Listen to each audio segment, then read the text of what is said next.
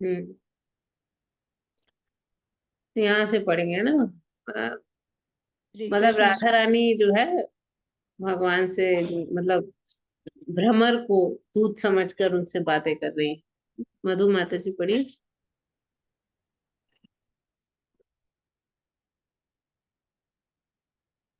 हम्म। श्री कृष्ण स्वयं को अत्यंत उदार कहते हैं और महान संत गण इनकी स्तुति करते हैं।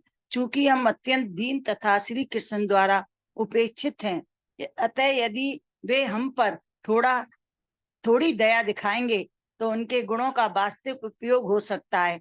हे दीन दूत, तुम तो एक अल्प बुद्धि सेवक मात्र हो। तुम्हें श्री कृष्ण के विषय में अधिक ज्ञात। माता जी ऊपर कर दीजिए थोड़ा।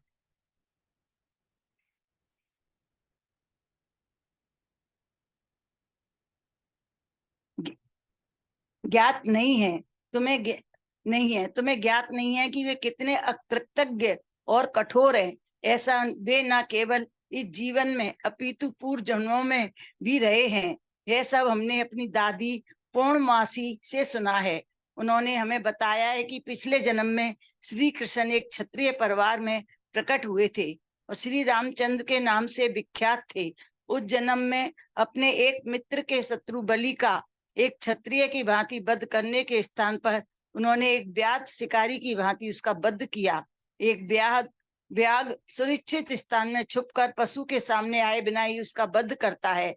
अतः भगवान श्री रामचंद्र को एक क्षत्रिय की भांति बाली से प्रत्यक्ष युद्ध करना चाहिए था, किंतु अपने मित्र द्वारा प्रेरित होकर उन्होंने एक वृक्ष के पीछे छुपकर उसका वध किया। इस प्रकार उन्होंने एक क्षत्रिय के धार्मिक नियमों का उल्लंघन किया। वे सीता समुद्र के प्रति इतने आकर्षित थे कि उन्होंने रावण की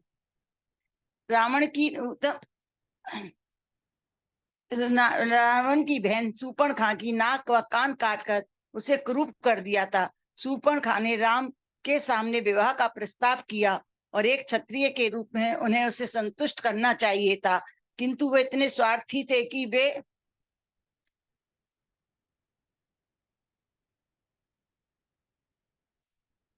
वे सीता देवी को न भूल सके और सूर्पणखा को क्रूप बना दिया। क्षत्रिय रूप में उस जन्म के पूर्व उन्होंने वामन देव के नाम से एक ब्राह्मण बालक के रूप में जन्म लिया था। उस समय उन्होंने बाली महाराज से दान मांगा था।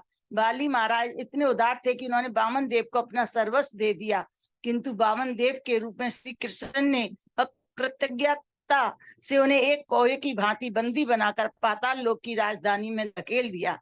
हमें श्री कृष्ण के विषय में सब ज्ञात है कि वे कितने अकृतज्ञ हैं, किंतु कठिनाई यह है कि उनके इतने क्रूर एवं कठोर हृदय होने पर भी उनके विषय में वार्तालाप करना छोड़ पाना हमारे लिए अत्यंत कठिन है।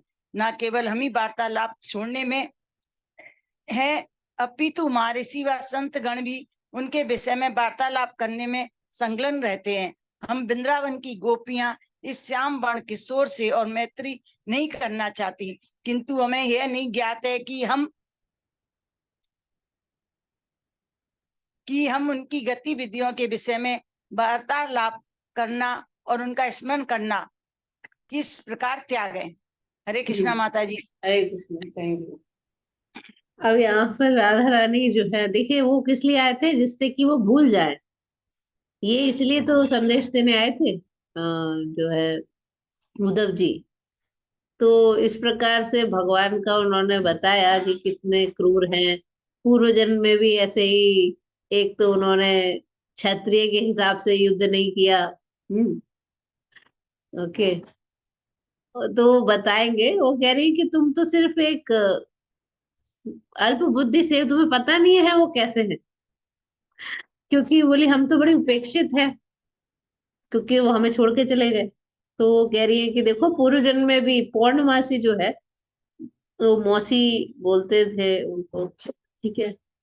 तो बोले कि जो है एक तो क्षत्रिय के भांति, देखिए बलि और बाली दो अलग अलग चीजें हैं, ये चीज ध्यान रखिएगा, ठीक है। तो जो सुग्रीव के भाई थे उनका नाम बलि था कि बाली था, ये बताइए। बाली, सुग्रीव और बाली। बाली था हम्म। माता जी, बाली। माता जी। बाली था वो, बाली बापे हाँ बड़े आ की मात्रा, ये ध्यान हाँ रखिए, कई बाली लोग था। कंफ्यूज हो जाते हैं, है ना। तो जो हाँ सुग्रीव का भाई था बाली, और सुग्रीव के कहने पर उन्होंने छुप के वध किया था ना? क्यों किया था छुप के वध? कौन बताएगा? जिससे कि वो पहचानने में आ जाएंगे। तो क्या हो गया पहचान में आएगी? हरे कृष्णा माता जी। हम्म। बाली को वरदान था कि जो उसके सामने आके उससे युद्ध करेगा तो उसका आधा बल उसमें पहुंच जाएगा। जाएगा। Yes, correct. हाँ, इसलिए इसलिए बाली से छुपके ही किया था उन्होंने। क्योंकि उनको वरदान था कि आधा बल हाँ, पहुंच जाएगा। ठीक है। हाँ, ओके। तो अब भगवान ने जब मारा तो वो लड़ने लगा था बाली, आपने मुझे छुपके क्यों मारा? तो बोले तुम तो एक पशु हो, भाई वानर ही तो हो, और मैं यहाँ का राजा हूँ। क्योंकि ये जो पृथ्वी थी वो अयोध्या के राजाओं की थी। तो उस हिसाब से मैं यहाँ का भी राजा हूँ। इसीलिए एक शिकार करना तो एक राजा का वो है, इसलिए हम तुमको मारा। और फिर उसकी भी गलतियां बताई कि तुमने क्या किया, तुमने अपने छोटे भाई की पत्नी को कैद कर लिया, वो तो बेटी के समान होती है ना? उस प्रकार से तब उसने खुद बाली ने माफी मांगी, अपने बेटे को उनके हवाले कर दिया, अंगद को। अब लोग आज आज के जमाने में भगवान को दोष देते हैं, लेकिन जो है राधा रानी बोल रही है उनका तो आशय अलग है, राधा रानी का लेवल नहीं है। लेकिन वो ये नहीं जानती कि बाली ने तो खुद ही भगवान को बोला कि मतलब हाँ मेरी गलती थी, अपनी गलती मानी उसने, है ना? ओके। तो वो था बाली, सुग्रीव और बाली। ठीक है। ओके। कहती है कि देखो शूर्पणखा के नाक कान काट के उसे बुरा सा कर दिया, उससे भी शादी कर लेते। शादी गई तो प्रस्ताव लेके आई थी। ओके। उसके बाद आगे बलि महाराज। बलि कहाँ के राजा थे पता है आपको? बलि महाराज जो है इनके हिरण्यकश्यपु के पौत्र थे। हिरण्यकशिपु के पौत्र थे। हिरण्यकशिपु के पौत्र थे? गलत। प्रहलाद के पौत्र। सॉरी, प्रहलाद महाराज के पौत्र थे। ठीक है। दादाजी थे उनके। नहीं, उनके दादाजी नहीं थे, उनके पोता थे, प्रहलाद के पोते। ठीक है। प्रहलाद के पुत्र थे। पहले थे प्रहलाद दादाजी हिरण्यकश थे। पहले थे हिरण्यकशिपु, उनके बेटे थे प्रहलाद। सबको प्रहलाद। बताइए, प्रहलाद के लिए हाँ, भगवान ने उसके मारा बाद था से हिरण्य।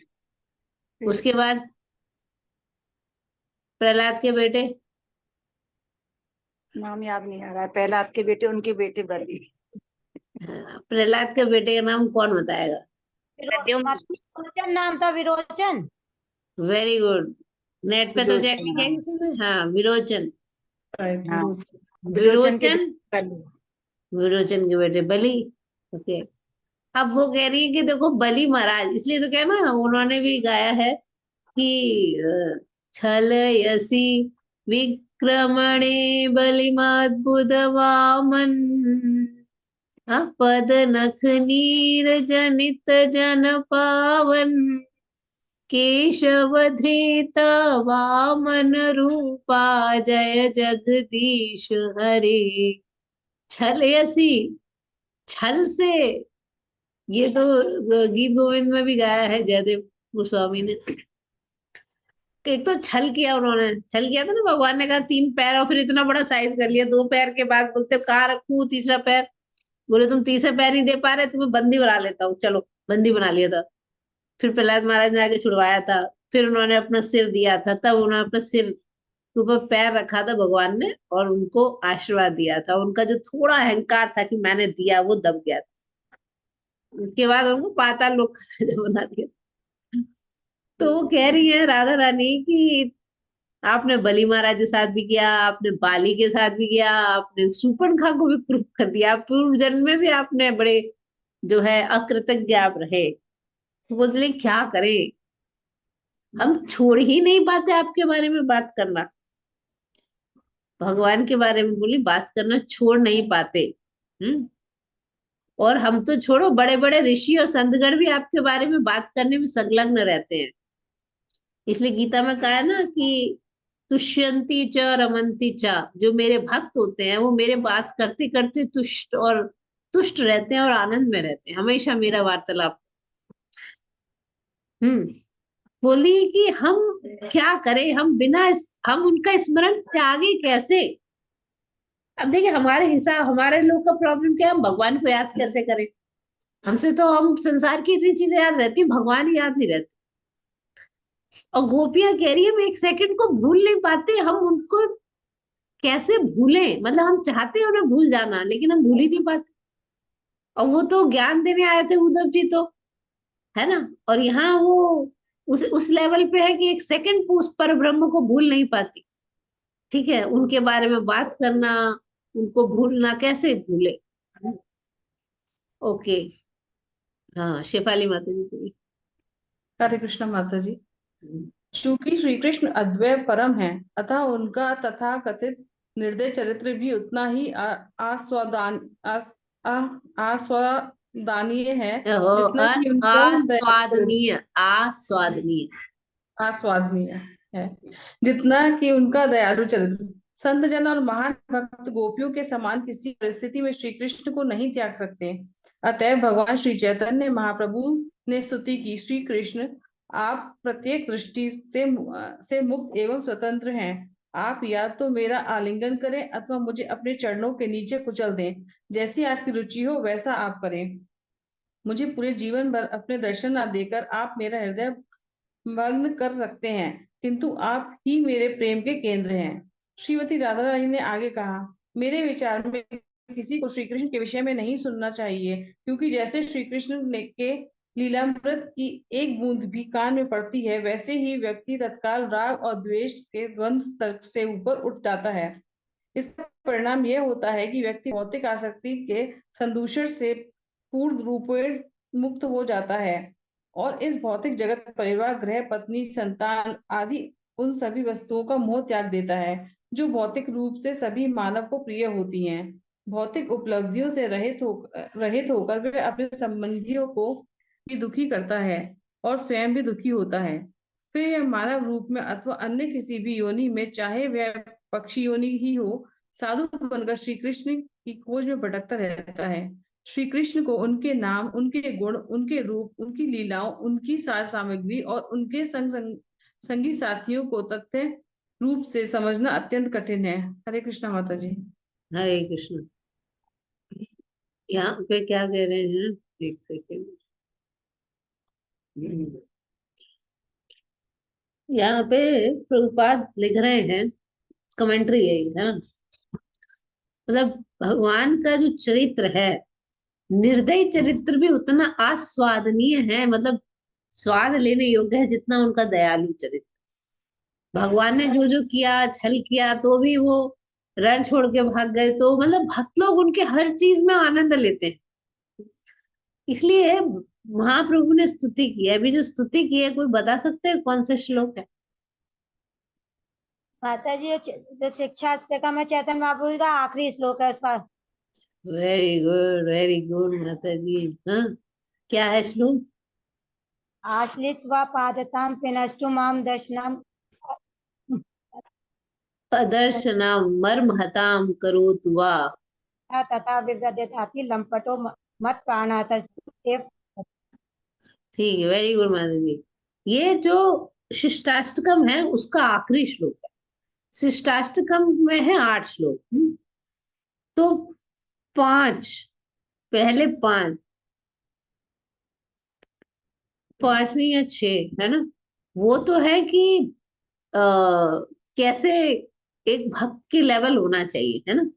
एक भक्ति में कैसे उसको बढ़ना चाहिए, क्या लेवल होना चाहिए। फिर वो जो श्लोक है जिसमें वो कहते हैं कि मैं तो एक सेकंड भी, मेरे लिए एक एक सेकंड युग के समान बीत रहा है, वो भाव की स्टेज है। उसके बाद जो लास्ट श्लोक है वो एक्चुअली राधा रानी के द्वारा बोला गया था। वही महाप्रभु ने स्तुति की। राधा रानी का आश्लिष्य वा पादरतम पिनष्टु माम, एक सेकंड, आश्लिष्य वा पादरताम पिनष्टु माम मर्महताम करोतु वा। मतलब चाहे आप हमें आलिंगन कर ले, हाँ, चाहे आप हमें छोड़ दे, यदा कदा वा विदधातु लंपटो मत प्राणनाथस्तु स एव न परः।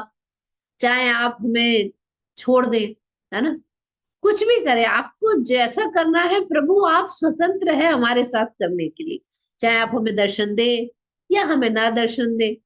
अगर दर्शन देंगे हमें आनंद आएगा, नहीं देंगे तो हमारा हृदय जलेगा, लेकिन फिर भी आप ही मेरे प्रेम के केंद्र हमेशा रहे। ठीक है। मत प्राण नाथस्तु, आप चाहे कुछ भी करें, लंपटो बोला है, लेकिन मत प्राण नास्तस्तु स एव ना परः, कोई और नहीं हो सकता, आप ही हमेशा हमारे प्राणनाथ रहे। तो ये वाला श्लोक है। राधा रानी अब आगे क्या कह रही है? कह रही है कि देखो, कृष्ण कथा सुनने शुरू कर दोगे तो तुम राग और द्वेष के द्वंद, द्वंद का मतलब होता है दो। क्या होता है द्वंद समास, पता है किसी को? द्वंद समास हिंदी के ज्ञाता कोई है तो? कंपाउंड वर्ड्स माता जी। Yes yes. जैसे स्पोर्ट्स कार है तो स्पोर्ट्स का अलग मीनिंग है, कार का अलग मीनिंग है। हाँ हाँ, और वो नहीं, जैसे ओके। माता पिता, पति पत्नी, राजा रानी, डैश लगा होता है ना बीच में। माता जी दोनों पद प्रधान होते हैं उसमें, दोनों हम्म, मतलब दोनों। और द्वंद ठीक माने है। और। तो उसको, तो द्वंद जो समास होता है उसमें दोनों होते हैं ना, माता पिता, बीच में डैश लगा होता है। तो ये द्वंद का मतलब दो एक्चुअल में। ठीक है। तो द्वंद क्या, हमारे जीवन में जो द्वंद, जो संस्कृत में हमारी भक्ति में जो द्वंद होते हैं, वो होते हैं सुख दुख, सर्दी गर्मी, है ना, ये सब द्वंद है, द्वंद। राग और द्वेष, किसी से हमें बड़ा प्रेम होता है, किसी से बड़ी चिढ़ होती है, ये बड़ा बुरा आदमी है, ये बड़ा अच्छा। ये जो राग और द्वेष है, इस द्वंद से ऊपर उठ जाता है।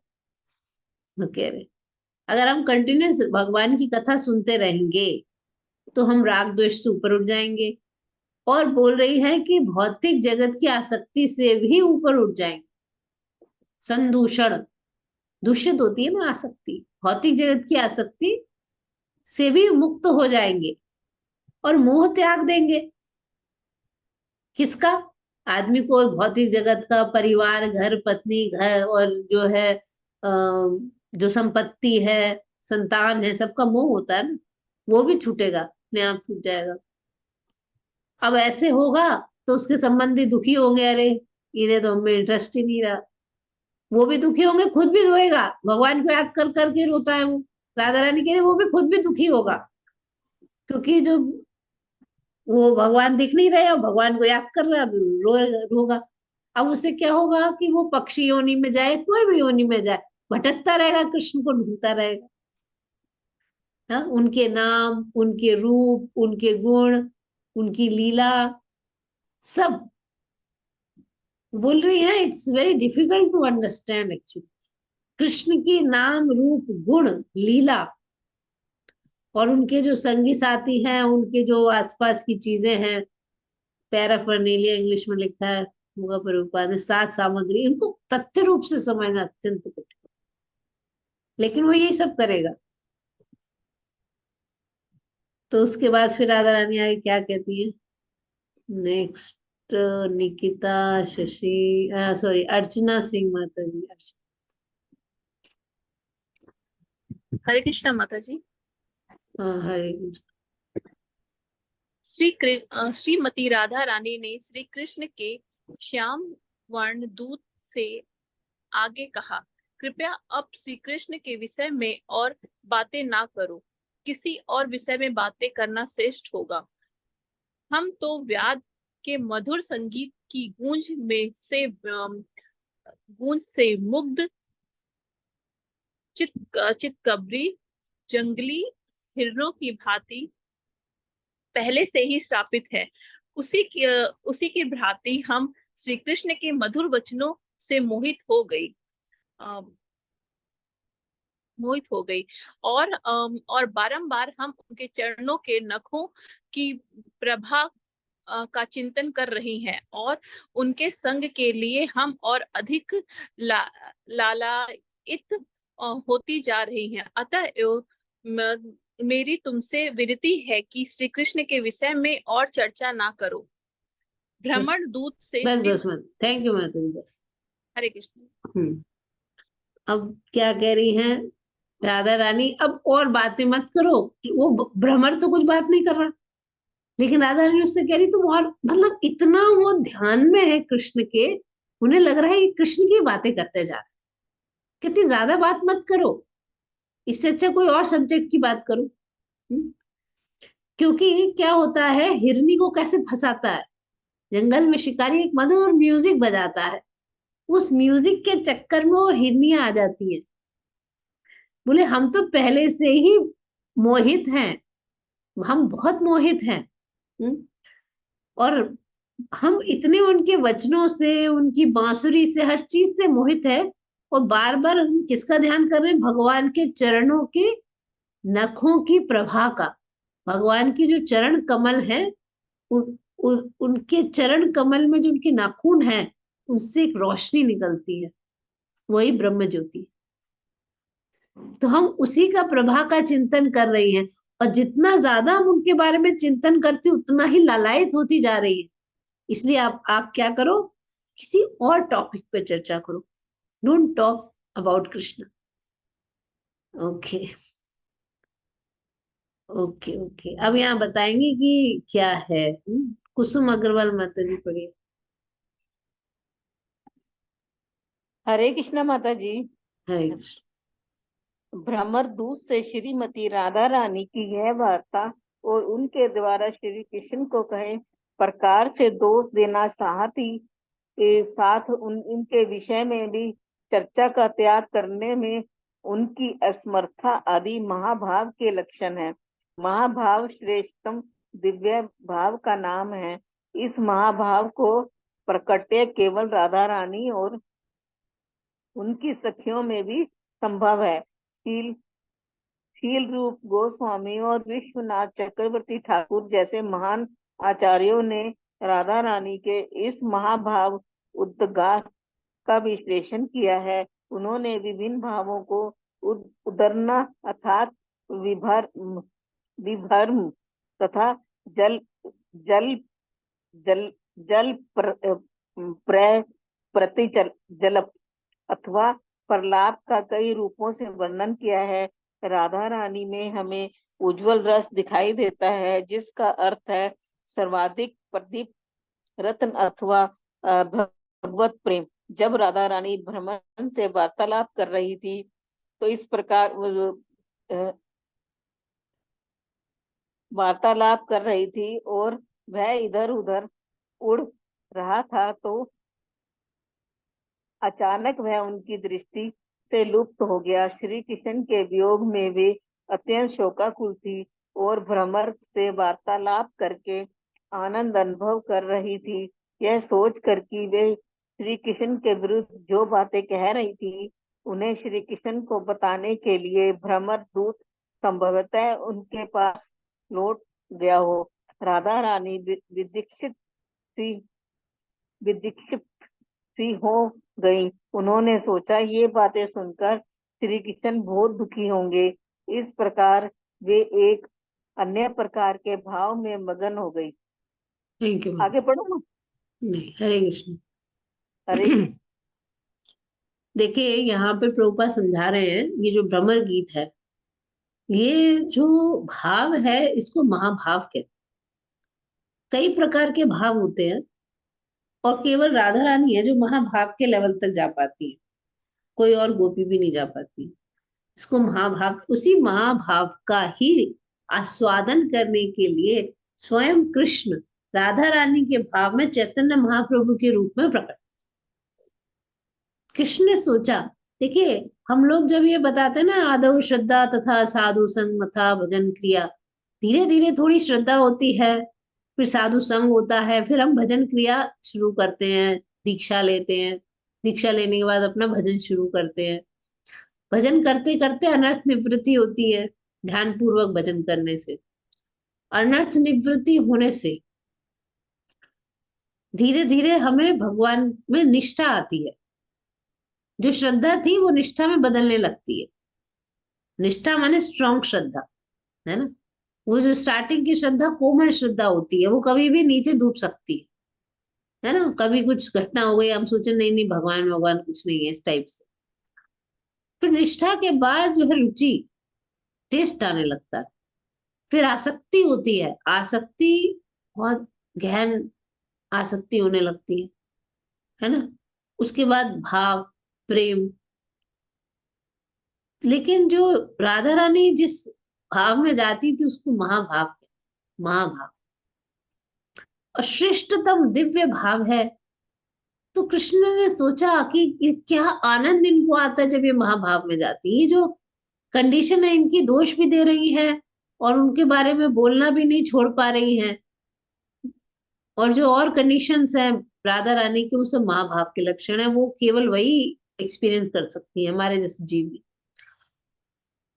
तो वो आस्वादन करने के लिए कृष्ण ने सोचा कि मैं भी राधा रानी के भाव में प्रकट हूं, इसलिए वो चैतन्य महाप्रभु के रूप में आए और वो महाभाव में जाते महाप्रभु। ठीक है। तो ये कुछ चीजें हैं जो लोग भक्ति रसामृत सिंधु पढ़ेंगे तो उन्हें कई चीजें और पता चलेंगी उसमें। ठीक है। विभ्रम, जल्प, प्रतिजल्प, प्रलाप, ये विभिन्न भाव हैं, उनके अलग अलग नाम है ना। और उनमें उज्जवल रस, भगवत प्रेम। अब हुआ ये कि बात करते करते वो थोड़ी देर के लिए इधर उधर उड़ गया भ्रमर। तो राधा रानी को लगा ये कृष्ण को बताने चला गया क्या, कृष्ण को कितना दुख होगा, मैंने उनके बारे में ये सब बोला है।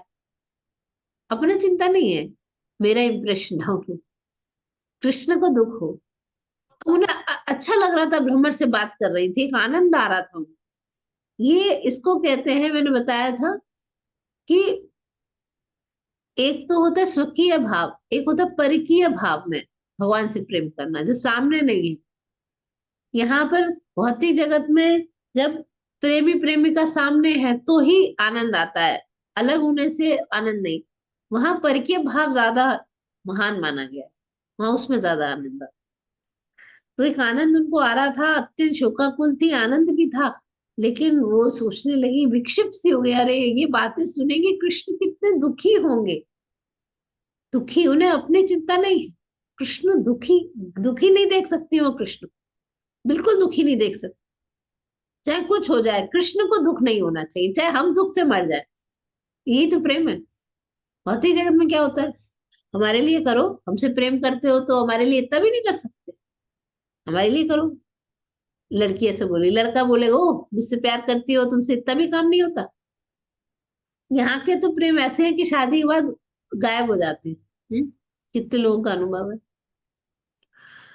तो ये बातें सुनकर कृष्ण बहुत दुखी होंगे, वो एक अलग अलग प्रकार के भाव में मग्न हो गई।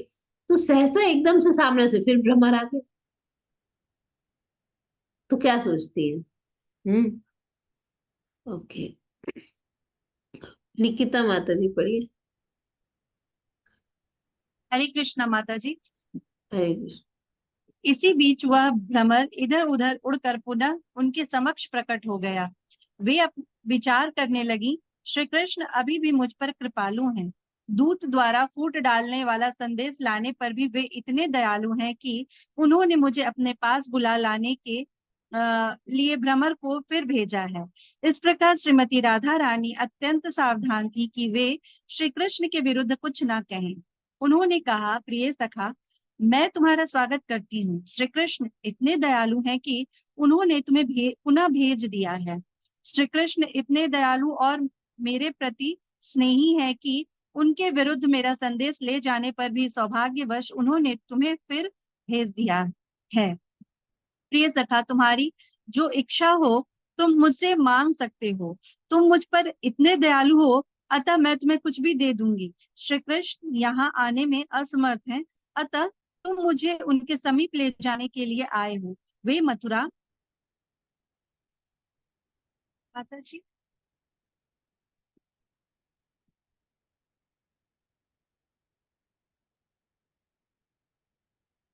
कहाँ है?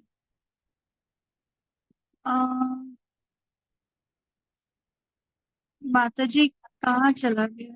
हाँ यहीं से पढ़ना है माता जी। वे मथुरा में नवीन वे सखियों से मथुरा घिरे में हुए हैं। नवीन सखियों से घिरे हुए हैं, किंतु तुम तो एक छोटे से प्राणी हो। तुम मुझे कैसे ले जा सकते हो? जब श्री कृष्ण लक्ष्मी जी को हृदय से लगाए हुए उनके साथ शयन कर रहे होंगे, तब उनसे मेरी भेंट कराने में मेरी सहायता किस प्रकार कर सकोगे? यह चर्चा छोड़ो, चलो मेरे वहां जाने अथवा तुम्हें यहाँ भेजने के विषय में ये सब बातें भूल जाएं। कृपया मुझे यह बताओ कि मथुरा में श्री कृष्ण कैसे हैं? क्या ग्वाल बाल सखाओं और अपनी दीन सखियों हम गोपियों का स्मरण करते हैं? अच्छा, क्या वे अब भी अपने पालक पिता नंद महाराज, स्नेहमयी माता यशोदा और अपने ग्वाल बाल सखाओं और अपनी दीन सखियों हम गोपियों का स्मरण करते हैं? मुझे विश्वास है कि वे कभी कभी हमारे विषय में अवश्य चर्चा करते होंगे, जिन्होंने बिना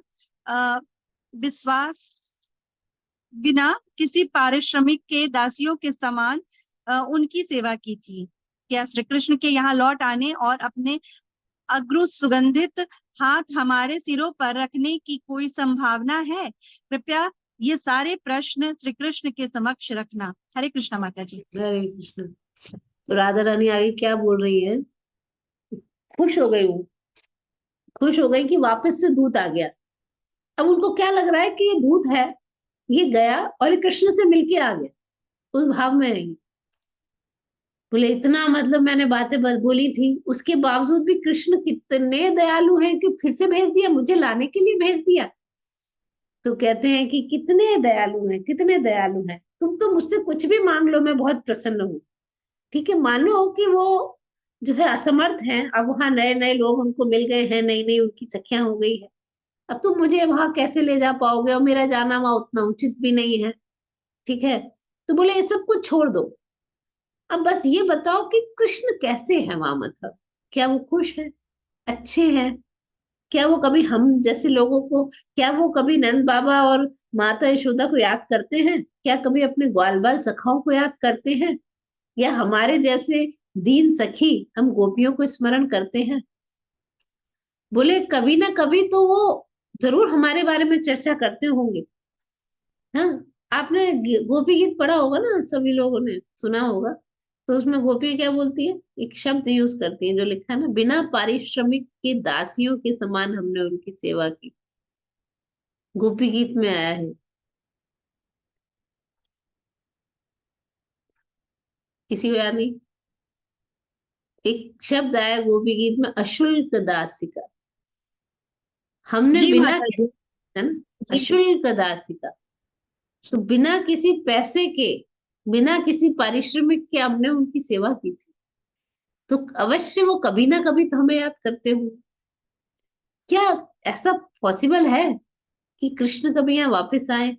या उनका जो हाथ है, भगवान के जो हस्त कमल है, बहुत सुगंधित है। राधा रानी के, मैंने कहा था, शरीर से बहुत सुगंध निकलती, ऐसे भगवान की वो सुगंधित हाथ हमारे सिर पे कभी रखेंगे? ये बात भी गोपी गीत में राधा, ये सब गोपियां बोलती है ना, कि आप अपना जो है हाथ हमारे सिर पे रख दीजिए। तो आप जो है ये सारे प्रश्न श्री कृष्ण के समक्ष रखना है, हे दूत, जाके अवश्य उनसे पूछना। अब उद्धव जी ये सब कुछ देख रहे हैं, इतनी देर से सुन रहे हैं, उनका क्या हाल है? ओके, विजय माता जी पढ़ी। हरे कृष्णा माता जी, धन्यवाद प्रणाम। धन्यवाद प्रभु। उद्धव जी समीप ही खड़े थे और उन्होंने राधा रानी को इस प्रकार चर्चा करते सुना जैसे वे श्री कृष्ण के लिए प्राय उन्मत्त हो गई थी। उन्हें यह देखकर अत्यधिक आश्चर्य हुआ कि किस प्रकार गोपियां कृष्ण भक्ति के सर्वश्रेष्ठ स्तर महाभाव सतत श्री कृष्ण चिंतन करने की अभ्यस्त हो गई थी। वे श्री कृष्ण का एक लिखित संदेश लाए थे और गोपियों को सांत्वना देने के लिए अब वे यह संदेश उनके समक्ष प्रस्तुत करना चाहते थे। उन्होंने कहा, अरे गोपियों, आपके मानव जीवन का उद्देश्य अब पूर्ण हो गया है। आप सब श्री भगवान की अद्भुत भक्त हैं, अतः आप सभी प्रकार के व्यक्तियों द्वारा उपासना के योग्य हैं। आपके मन आश्चर्यजनक रूप से वासुदेव श्री कृष्ण के चिंतन में मग्न है, अतः आप तीनों लोकों में उपासना के योग्य हैं। दान देना, व्रतों का दृढ़ता से पालन करना, घोर तपस्या करना तथा यज्ञ की अग्नि को प्रज्वलित करना आदि सभी धार्मिक क्रियाओं व विधियों के पालन का लक्ष्य श्री कृष्ण है। विभिन्न मंत्रों का उच्चारण, वेदों का अध्ययन, इंद्रिय दमन और ध्यान में मन को एकाग्र करने के पीछे एक ही प्रयोजन है, और वह प्रयोजन श्री कृष्ण ही है। आत्म साक्षात्कार तथा जीवन की पूर्णता को प्राप्त करने की ये कुछ विधियां हैं, किंतु वास्तव में इनका उद्देश्य श्री कृष्ण की प्राप्ति और स्वयं को श्री भगवान की दिव्य प्रेमा भक्ति में लगा लेना ही है। यही भगवत गीता का भी अंतिम निर्देश है। यद्यपि वहाँ आत्म साक्षात्कार की विभिन्न प्रकार की विधियों का विवरण है, किंतु अंत में श्री कृष्ण ने कहा है कि मानव को सब कुछ त्याग कर केवल इनकी शरण में आना चाहिए। अन्य सभी विधियों का उद्देश्य यही सिखाना है कि अंत में श्री कृष्ण के चरण कमलों की शरण में किस प्रकार जाएं। भगवत गीता का यह भी कहना है कि एक निश्चल व्यक्ति जो ज्ञान और तपस्या के मार्ग से आत्म साक्षात्कार करने की चेष्टा करता है, वह कई जन्मों के पश्चात इस शरणागति की विधि को पूरा करता है। हरे कृष्णा माता जी। हरे कृष्णा हरे कृष्णा।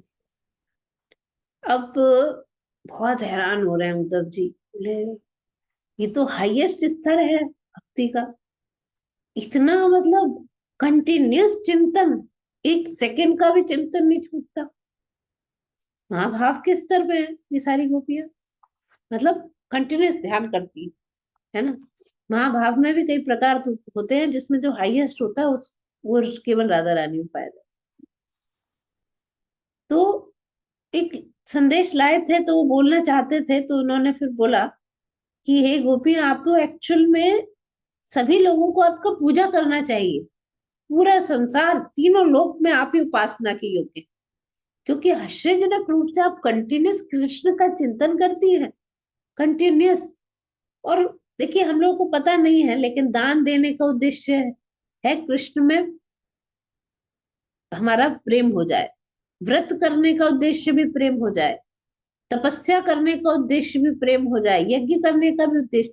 हर किसी का उद्देश्य श्री कृष्ण है, हमको पता नहीं है। पता नहीं होने से उसका वो फल नहीं मिलता। दान देने पे कुछ उसका फल हम चाहते हैं, दान दिया है तो कुछ पुण्य चाहिए, तो उससे क्या होगा। अब हम कहीं दान करते हैं तो सोचते हैं कि वो लोग अब हमें स्पेशल अटेंशन दें, हमें ढंग से वो करें, बैठाएं, हमारा गुणगान करें। तो इस प्रकार से ये हमारा फल मिल जाता है हमको दान। कृष्ण प्रेम नहीं मिल पाता।